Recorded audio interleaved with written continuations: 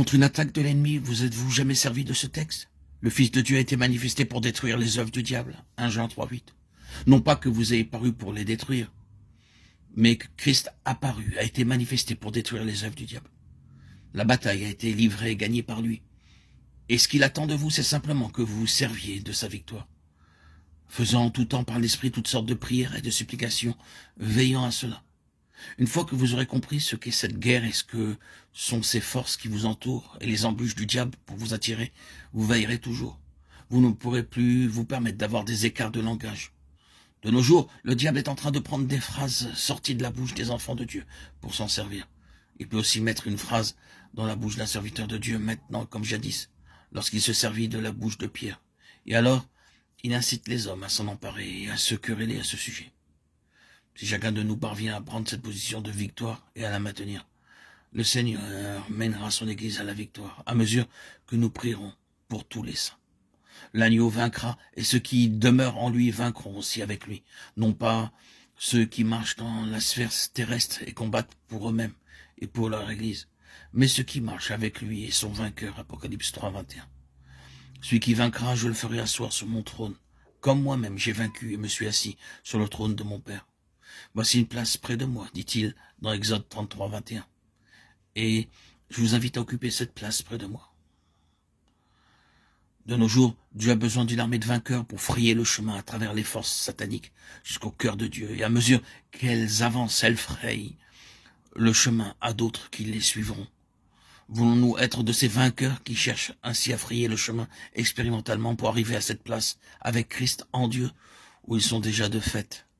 Le but du diable est de nous retenir dans la sphère terrestre, essayant d'occuper nos pensées des effets visibles, au lieu de nous occuper des causes invisibles.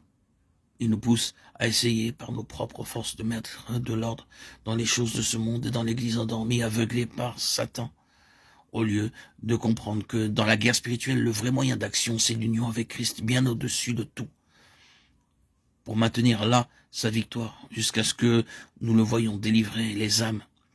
Si nous savions faire cela pour les églises, si nous savions frayer le chemin par l'Esprit jusqu'au lieu céleste et nous maintenir dans cette place de victoire, et voir le Seigneur libérer les âmes, quel changement, quel progrès nous verrions se réaliser rapidement. Le Seigneur ressuscité vous appelle à partager son trône. Il dit, voici une place près de moi. Je vous donne ce message de sa part.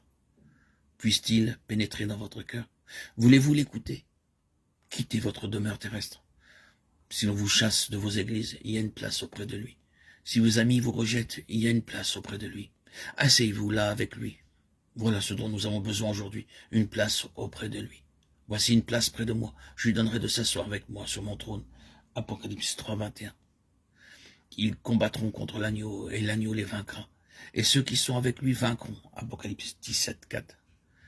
Mais ils sont appelés élus, fidèles. Tout dépend donc si vous êtes fidèles. Il faut être fidèle. Ce n'est pas le succès qu'il nous demande, mais c'est d'être fidèle. Vous n'êtes pas appelés à réussir. Le livre de l'Apocalypse est un livre de guerre. Partout nous y voyons la guerre.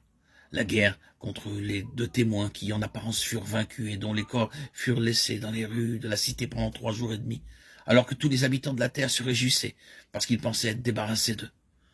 Cependant, l'heure vint où les deux témoins montèrent au ciel à la vue de leur ennemi. C'est la guerre, guerre contre l'agneau, guerre contre l'Église. Lisez, vous comprendrez le secret de la victoire. Si vous, enfants de Dieu, êtes prêts à frayer le chemin jusqu'à la lumière céleste, Dieu descendra parmi nous avec puissance. Que Dieu le fasse. Que le Seigneur nous conduise à la victoire. Amen.